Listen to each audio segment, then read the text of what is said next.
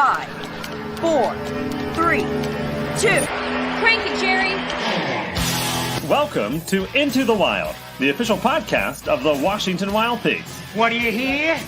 What do you say? It's the best sports podcast in the world. Wait, is that true? If you're committed enough, you can make any story. I once convinced a woman that I was Kevin Costner, and it worked because I believed it. Now, here's your host, Kyle Dawson. Did you get the popcorn?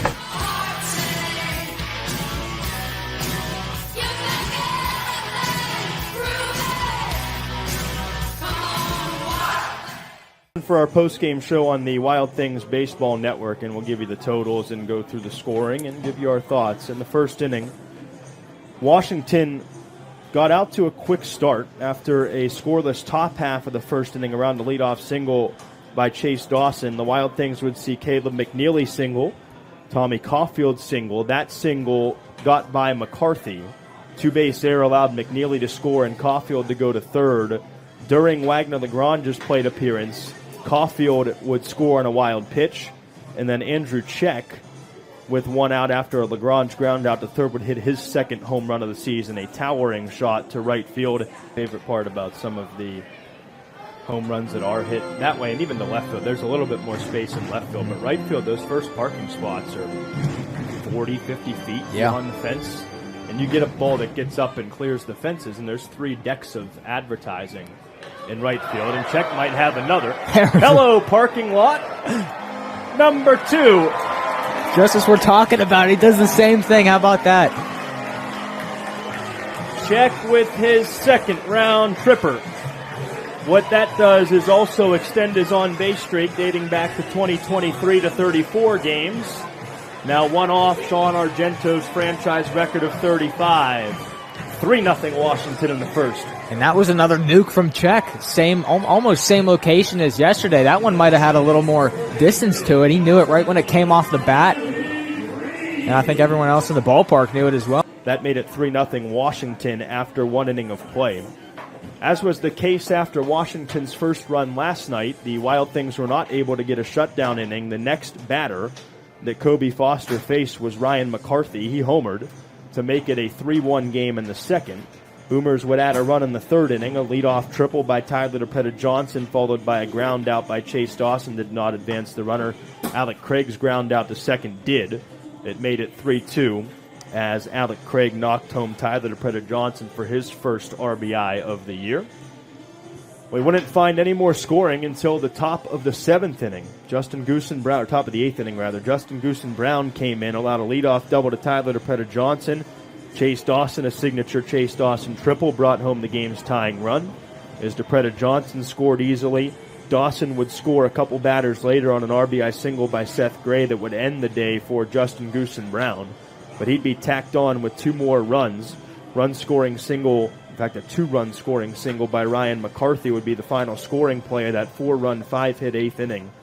For the Schaumburg Boomers, it's a difference tonight in what goes down as a 6-3 finish, with Washington loading the bases in the 9th inning, but failing to scratch across any runs in that bottom of the 9th inning, despite a pretty good swing on that ball from Wagner Lagrange. A fine play going to his right by Alec Craig.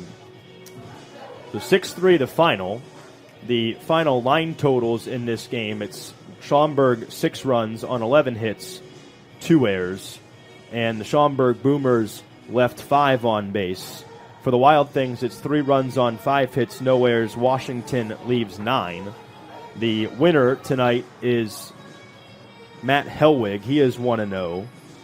The loser is Justin Goosen Brown. He falls to 0-1, and the save, despite it being a little bit hairy, goes to Jake Joyce. That is his second. Time of the game, 3 hours and 1 minute in front of an announced attendance night of 2,315 after the 42-minute rain delay here at Wild Things Park. Your thoughts? Yeah, it was an exciting game as well. Obviously, the Wild Things started off hot in that first inning, 3 runs. Then after that, they went radio silent. And if you want to win ball games, you can't do that. You got to be a little bit more consistent. Obviously, you don't need to score every inning, but you got to show some support to your pitching staff, who went They went 4 innings without a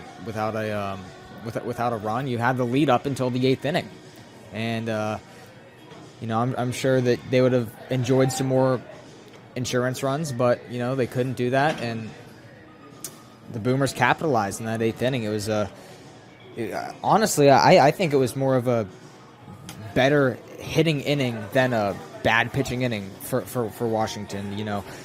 When you had guys come up like Tyler DePreta Johnson had a double. Obviously, Dawson with a triple. 2 guys got hit by pitches, 2 singles, 3 singles in that inning, and that's just good pieces of hitting. And when teams come alive, they come alive, and it's the nature of the game. So again, as you said a few times, it's early on in the season, and you don't need to make any drastic changes or anything as of right now. You take it on the chin and you move on to tomorrow. You already lost the series. Now tomorrow, try and get one in your win column, and yeah. So 2 walks in that 9th inning for Jake Joyce. He does not hit a bat or struck out 1, but he did not really. I mean, he gets credit for it, but it was not an out with the pass ball. Washington had just 2 hits after the 3-run, 3-hit first inning. Another tough night at the office offensively against a pretty good pitching staff that Jamie Bennett has over at Schaumburg. The finale of the series is scheduled for tomorrow at 1:35 p.m. Our plan is to be on the air at 1:05 with the Tom Bates Show as part of pregame. Jackson Hickert will take the mound for the Schaumburg Boomers to make his 2024 debut. He will be opposed by right-hander Dario Frigio. The plan for Washington tomorrow, not to break any secrets, is Frigio piggybacked by Zach Kirby tomorrow in the series finale at 1:35 here at Wild Things Park. It is the first Blueprints Kids Eat Free Sunday of the year tomorrow. It's also Prince and Princess Night. It's also Mother's Day. The first 500 mothers in attendance will receive a carnation, courtesy of our friends at Cohen Markets. And we will be alongside you for the ride as well. We appreciate you tuning in tonight. While you may have tuned in on our Into the Wild podcast pages as well to this post-game show with the highlights, we appreciate that as well, and stay tuned for those all season long. As for now, we bid you a pleasant adieu for the evening, and we tell you we'll talk to you tomorrow. For Danny Erb and our entire crew tonight, including our director Michael Greco and our producer Carlin Whalen, Kyle Dawson saying so long from Washington. The final score once again, Schaumburg 6 and Washington 3. Talk to you tomorrow for the finale on Mother's Day from Wild Things Park. You're still here? It's over. Go home.